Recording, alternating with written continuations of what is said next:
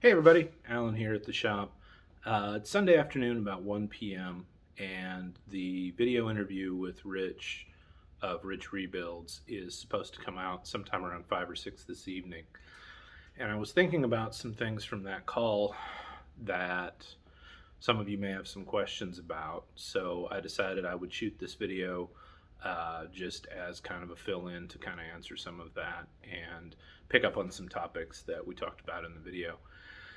The actual call with me and Rich was a little over a half an hour. At this point, though, I have not seen the final video. I'll see it when everybody else does.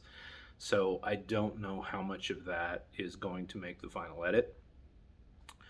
But thinking about some of the things we talked about, it occurred to me that we talked about my background in the car business, but not so much as an attorney. So, ironically, there's a video shot in my law office of me talking about car stuff, and now I'm shooting a video here in my car shop talking about attorney stuff.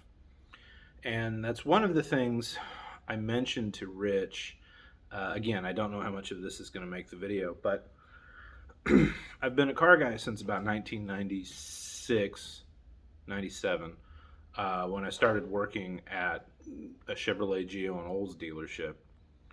I went to law school in 98, graduated in 2001, been an attorney since 2001.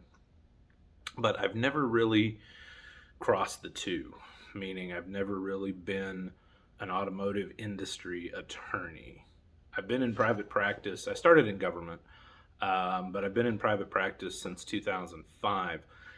And I've done sort of your standard personal injury automobile accidents, rear ends, hit by trucks, that sort of a thing. So there is some automotive knowledge necessary in that, or product defects claims against manufacturers, Takeda airbags and Toyota unintended acceleration. I've worked on some of those cases.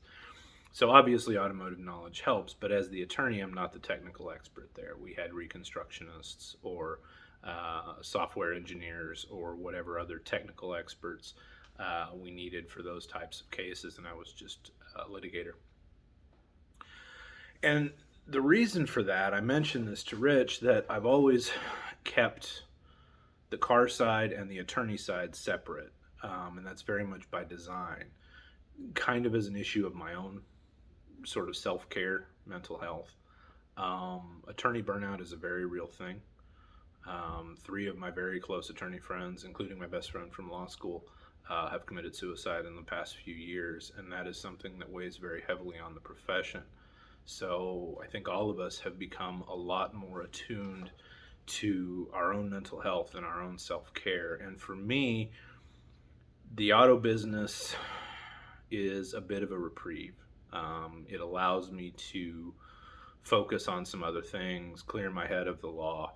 And I think one of the other reasons I like it is because it gives you something tangible. When you work in the law, things are very esoteric. The product is very ethereal and hard to define sometimes, because if a case settles, is that really a win? Is that a loss? What is that? Whereas here in the shop, I have something very tangible here that I'm working on, and when it drives out of the shop in its own power, that's something very physical, very tangible. You can see it and hear it and smell it and feel it and all of those things. So that has always been very rewarding for me, and that's why up until very recently I have always strived to keep those two elements separate. Racing for me is almost a kind of meditation, honestly. When I strap in the race car, close the visor, the world gets very quiet, very calm. It's a very, as I said, it's a very meditative almost type of an experience that allows me to focus just on the car, on the race, and those types of things. Maybe I'll do a video on that sort of Zen meditation as it applies to high performance driving. Interesting. Anyway,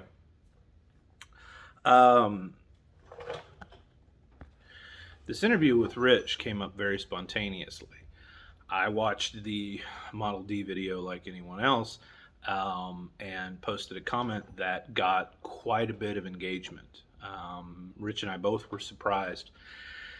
at the traction that got with people and the number of people that interacted with that. So Stevon actually reached out to me and said, "Hey, we'd like to talk with you more about this." So I talked with him a little bit, and then that set up the call with me and Rich, which just happened Thursday afternoon. So that all was very organic, and very much a spontaneous reaction to the interaction with the viewers. So I was quite surprised and flattered by that. Former law professor.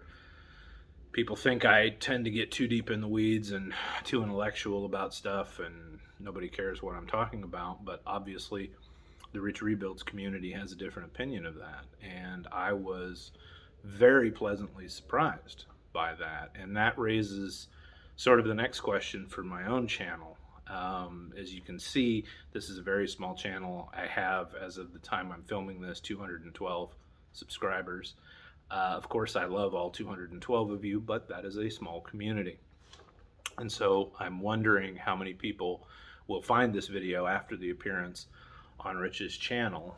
And I want to hear from you. If you want me to talk about more car stuff as it relates to the law, drop a comment. If you just want to hear about more law stuff, drop a comment about that too. As I said, it's been a few years, but I used to teach law at Western Kentucky University, and it was a survey course, so it was very broad, covered a lot of topics.